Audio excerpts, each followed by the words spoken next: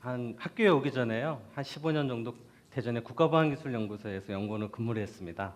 그때 연구를 했던 주요 내용이 국가 기반 시설, 전력이나 원자력, 교통, 수자원과 관련된 기반 시설 제어 시스템에 대한 보안 관련된 연구였습니다. 학교 와서도요, 스마트 시티나 이 원자력 발전소, 그리고 최근에는 스마트 시티 관련된 보안 관련해서 연구 과제를 수행하고 있고 이런저런 활동을 하고 있습니다. 오늘 영광스럽게도 이 좋은 행사에서 제가 스마트 시티 보안이라는 주제를 가지고 발표를 하게 됐고요. 준비된 내용으로 여러분들께 발표를 드려보도록 하겠습니다. 우리가 스마트 시티라는 용어를 최근에 많이 듣고 있는데요. 그러면 현재 뭐 1년 전이나 2년 전에 우리가 살고 있던 도시는 스마트하지 않았을까요?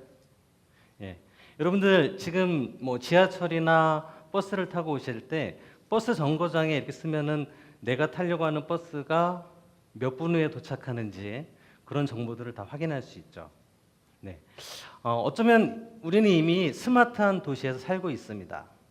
근데 오늘 제가 소개드리는 여러 가지 이런 기술들을 통해서 우리가 스마트 시티라는 것을 더 말 그대로 스마트하게 만들기 위해서 다양한 IoT 디바이스들을 센서들로 설치를 하고 그 센서들로부터 많은 정보들을 중앙으로 가져와서 그 정보를 효율적으로 분석을 합니다. 그래서 분석한 정보를 가지고 많은 사용자들이 서비스에 활용하고 또 필요할 때는 그걸 가지고 여러 가지 예측도 하고 또 오늘 뭐 소개드리겠지만 어떤 범인을 잡는데도 활용할 수도 있고 그런 서비스들입니다. 뭐 교통 분야라든가 에너지 분야, 뭐 물관리, 생활복지 분야에 대해서 현재 우리나라는 스마트 시티라는 사업을 좀 체계적으로 시작을 하고 있습니다.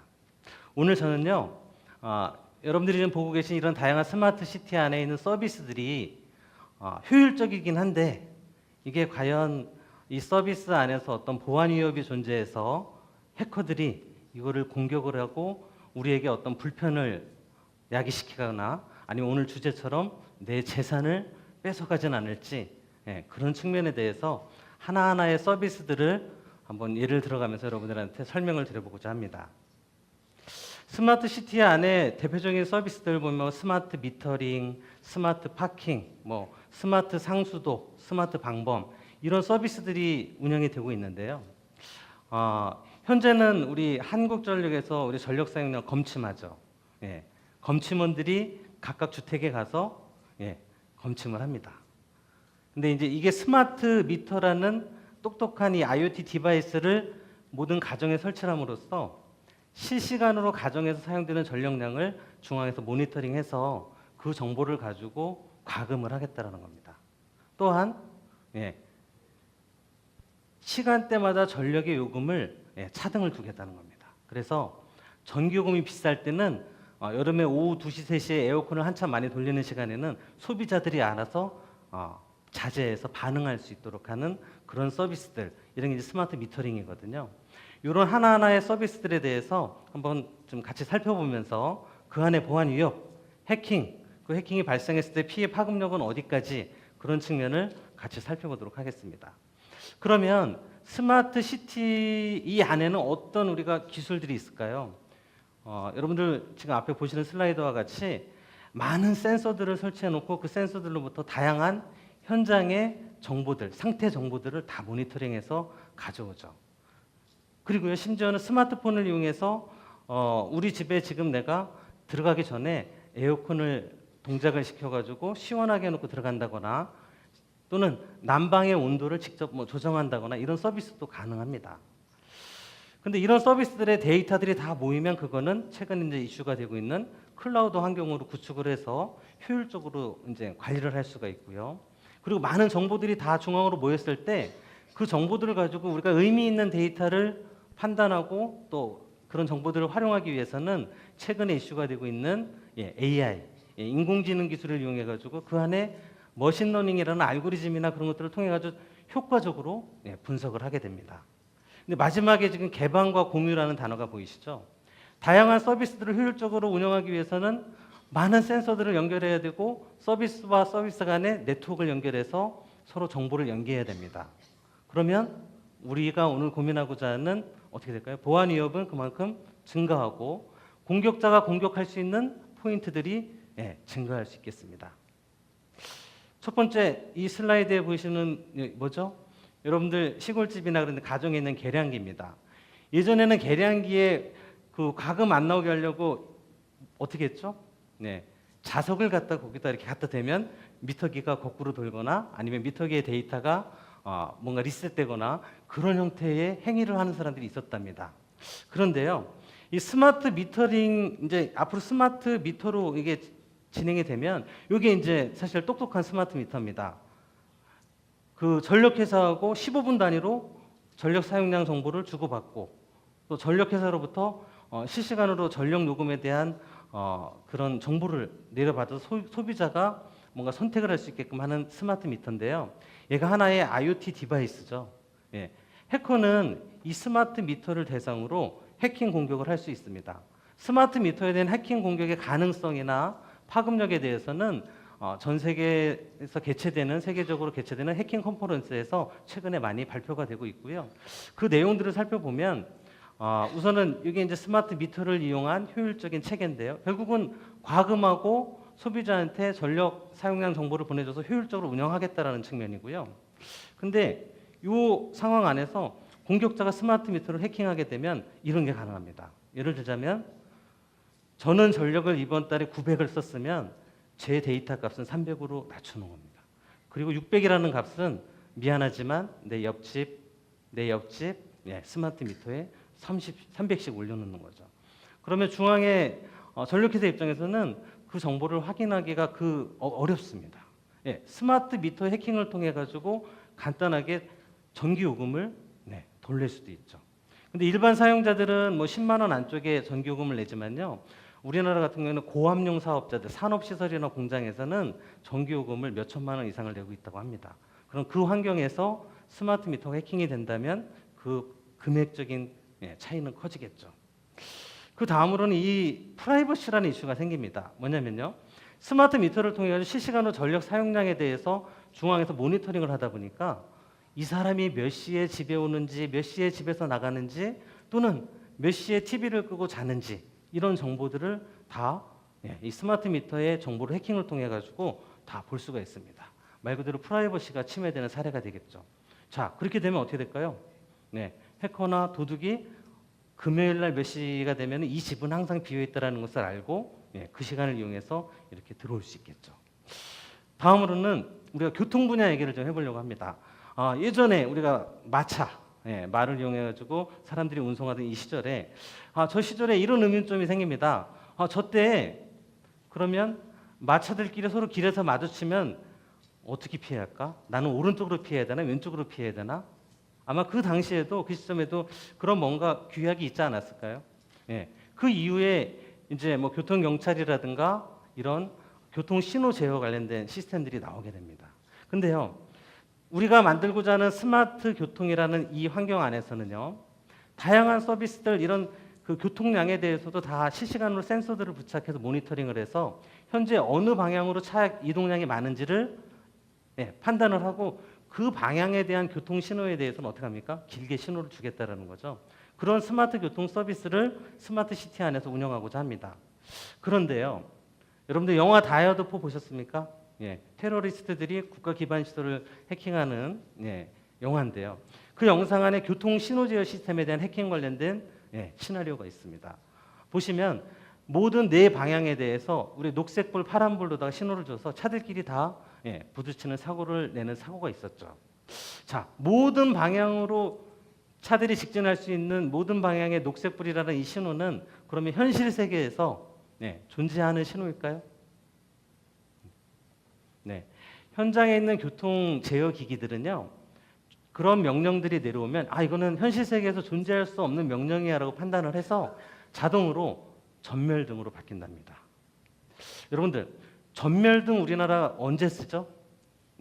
여기 테헤란로나 이런 데 가끔 행사하거나 지금 여러분들이 보시는 사진처럼 VIP가 어디 이동을 하거나 할 때 모든 그 도시의 신호등에 대해서 전멸등으로 해놓고 교통경찰들이 통제를 하죠.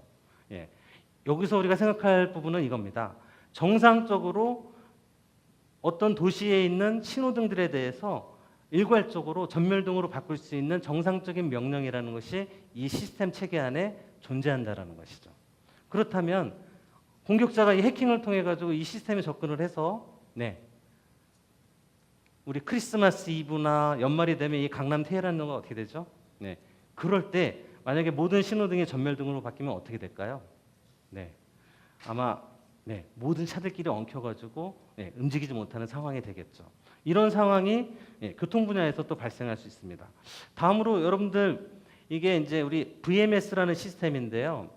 우리 운전자들에게 실시간 교통 정보를 주는 거죠. 교통 정보를 줘서 효율적으로 좀 빠르게 길을 찾아갈 수 있게끔 하는 서비스인데 문제는 저게요. 중앙의 서버에서 결국에는 하나하나의 현장에 있는 노드에게 텍스트 문자를 보내고 명령을 통해 가지고 그 컨텐츠를 바꿔주는 겁니다. 근데요. 미국에서는요. 저런 교통 메시지 제공하는 거에 이거 뉴스에 보면 트럼프 대통령을 뭐 조롱하는 이런 텍스트 문자를 서버에 해킹을 통해 가지고 변경한 겁니다. 그러면 우리가 이것만 생각할 수 있냐? 이거 한번 보시겠어요? 고속도로에 우리가 부산에서 서울로 오다 보면 대전쯤에서 어느 고속도로를 탈까? 어느 고속도로 상황이 지금 현재 어떻구나라는 것을 이 시스템을 통해 가지고 우리가 확인을 해서 해커 입장에서는요. 내가 경부고속도로로 명절 때 같은데 차가 막힐 때 가고 싶을 때 어떡합니까? 경부고속도로는 꽉 막히는 걸로 변조해 놓고 나머지 중부나 뭐 서해안 고속도로는 교통이 원활한 걸로 하면 다른 차들이 다 그쪽으로 빠지겠죠. 그때 빠르게 수도권으로 올 수도 있겠죠. 이런 해킹이 가능한 게 또 교통 분야입니다. 지금 보시는 바와 같이 특정 고속도로를 꽉 막히게도 할 수 있겠습니다. 다음으로는 스마트 파킹이라는 서비스가 있습니다. 우리가 항상 궁금하죠. 내가 어떤 지역에 이제 강남에 왔을 때 파킹을 하고 싶은데 어느 건물이 지금 파킹 공간이 여유가 있는지 또는 어느 공간이 유료 서비스라면 파킹 금액이 뭐 시간당 얼마인지 이런 정보들을 궁금해하게 되겠죠. 스마트 파킹에서는요. 어느 건물에 지금 파킹 현황이 어떤지를 정보를 확인해서 내가 선택해서 그 건물로 파킹을 할 수 있습니다. 그런데요. 우리는 지금 이제 위협과 해킹을 계속 바라보고 있는데 이 환경에서는 뭐가 가능할까요? 특정 건물에요. 지금 파킹 공간이 없는데 그 건물에 지금 파킹 공간이 많다고 거짓 정보를 흘려놓으면 많은 사람들이 그 건물로 파킹하고자 몰려가는 상황이 발생할 수 있겠습니다. 다음으로는 스마트 가로등입니다. 자, 스마트 가로등 이쯤 되면 이제 우리가 상상할 수 있습니다. 스마트 가로등에 해킹하면 어떤 영향을 입힐 수 있을까요? 스마트 가로등은 말 그대로 차량이 지나가거나 밑에 사람이 지나갈 때 그때만 가로등이 켜지라는 거거든요. 해킹을 통해 가지고 전체를 키거나 끄거나 해가지고 불편을 야기하는 공격도 가능할 수 있겠습니다. 다음은 우리가 이제 CCTV를 봐야 되는데 우리 CCTV라는 게 많이 잘 활용이 되고 있고 다양한 분야에서 활용이 되고 있습니다. 근데 이 CCTV를 통해 가지고 우리가 교통 상황이라든가 방범이라든가 여러 가지로 활용을 할 수 있겠는데 문제는 이 CCTV가 해킹을 당하게 되면 어떻게 될까요? 이제 CCTV의 성능도 좋아져 가지고요. 특정 지역에 대해서 이렇게 줌을 해가지고 확대를 하거나 또는 우리가 영화에서 봤던 것처럼 해킹을 통해서 그 CCTV의 방향을 이쪽을 보고 있는 것을 방향을 이렇게 털어서 내가 보고자 하는 방향으로 이렇게 방향을 변경도 가능합니다. 근데요, CCTV라는 것은 우리가 이 서울 시내를 걸어가면서 내가 모르는 CCTV로부터 많이 찍히고 있죠. 여기서 이슈가 되는 사항은 또 이런 게 있습니다. 나는 원하지 않지만 나를 누군가가 다른 CCTV가 나를 찍고 있다라는 거죠. 내가 언제 어디서 뭘 하고 있는지 어떤 행동을 하고 있는지를 다 들여다볼 수 있는 이 프라이버시 침해의 이슈가 발생할 수 있습니다. 다음으로 스마트 홈에 대해서 들여다보겠습니다. 우리 스마트 홈 앞으로 여러 가지 서비스들과 기술을 통해 가지고 편리함을 제공할 수 있는 서비스입니다. 뭐 스마트폰을 이용해서 관리도 하고 뭐 여러 가지 기능들이 있는데요. 이 안에도 여러분들 뉴스를 통해 가지고 스마트 홈에 있는 그런 디바이스들에 대해서 해킹이 쉽게 가능하다라는 뉴스를 많이 접해 보셨죠. 근데요, 심지어는 집에 있는 냉난방기에 대해서도 해커가 임의로 해킹을 통해 가지고 온도를 아주 높여 놓거나 온도를 낮춰 가지고 에어컨을 많이 돌게끔 해 가지고 전기요금이 많이 나오게 한다거나 그런 해킹 공격이 가능할 수 있겠습니다. 그리고 사생활에 노출될 수 있대요. 왜 그럴까요? 스마트 TV와 같은 여러 개 카메라 기능에 들어가 있는 이 카메라를 통해 가지고 그 가정의 거실에 움직이고 있는 사람들에 대한 영상을 공격자가 다 실시간으로 들여다볼 수 있습니다. 프라이버시가 보호되지 않겠죠. 이런 또 위험이 스마트홈 안에서 존재할 수 있습니다. 다음은 스마트 팩토리입니다. 우리가 공장 시스템 안에도 지금 이런 다양한 센서들을 이용해서 현장의 온도 정보라든가 상태 정보들을 실시간으로 모니터링해서 효율적으로 생산에 활용하고자 하는 스마트 팩토리 기술이 적용이 되고 있는데 그 기술 안에도 마찬가지로요. 앞에서 봤던 사례들처럼 공격자가 임의로 이 네트워크에 침입을 하고 해킹을 할 수 있다면 막대한 경제적인 피해를 일으킬 수도 있습니다. 일예로 독일의 철강 회사에 해커가 침입을 해서요. 시스템에 대해 해킹을 통해 가지고 철강하면은 우리가 어느 정도 일정 온도가 유지가 돼야 어떤 이제 그 공장에서 제조라든가 그런 활용이 가능한데 온도를 유지할 수 있는 그 열 관련된 시스템의 해킹을 통해 가지고 열을 높일 수 없게 해준 거예요. 그럼 철은 어떻게 됐을까요? 다 굳었겠죠. 그러다 보니까 해당 철강 회사에서는 아주 막대한 금전적인 피해를 보았다고 합니다. 다음은 스마트 환경을 좀 말씀드리겠습니다. 앞으로 스마트 시티가 되면요, 우리 가정이나 건물 앞에 쓰레기통 안에 얼만큼의 지금 쓰레기가 채워져 있는지를 중앙에서 모니터링을 통해 가지고 어느 쓰레기통이 꽉 찼으면 그거를 그 시간대에 와서 쓰레기통을 수거해가는 그런 서비스가 가능해지겠습니다. 그런데요, 이 환경 안에서도 해커가 쓰레기통이 차지 않았거나 또는 비어 있는데 찼다거나 뭐 그런 정보를 변조해서 중앙으로 보내게 된다면 중앙에서는 쓰레기통 차지도 않았는데 수거하러 이렇게 도는 불편함이 발생할 수도 있겠습니다. 제가 오늘 짧은 시간 동안에 스마트 시티 안에 다양한 서비스들 안에 어떤 보안 관련된 위협이 있고 그 보안 위협을 공격자가 이용을 해서 해킹 공격을 하면 어떤 피해를 일으킬 수 있는지에 대해서 좀 여러 가지 서비스 유형이었지만 간단하게 좀 소개를 드렸고요.